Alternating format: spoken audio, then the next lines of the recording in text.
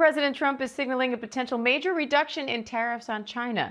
He posted on social media, quote, "An 80% tariff on China seems right," saying it's up to Treasury Secretary Scott Bessent. The move comes as Bessent is set to meet with Chinese officials this weekend. Let's bring in senior White House correspondent Selena Wang for more on that. So, Selena, this also comes amid this pending trade deal with the United Kingdom. So, overall, what's the trade picture? How is that looking right now?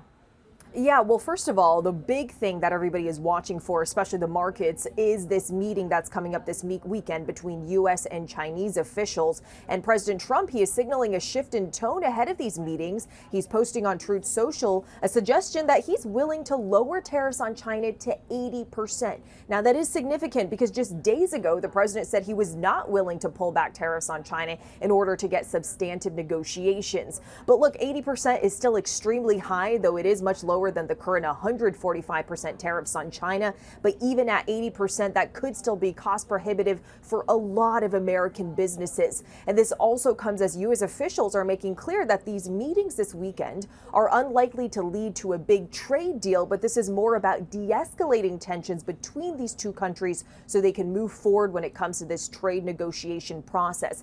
And as you mentioned, this does come also as President Trump has announced the first trade deal since he imposed those sweeping tariffs months ago. This is a trade framework between the U.S. and the United Kingdom, but it is very light on details, and it's just a framework that primarily focuses on cars and steel. So let me just run you through what this framework includes. So the first 100,000 British cars that enter the U.S. each year will face 10% tariffs. Then that jumps to 25%. The U.S. will also eliminate 25% tariffs on U.K. steel. The U.K. will in turn open its market to U.S. exports, including beef and ethanol.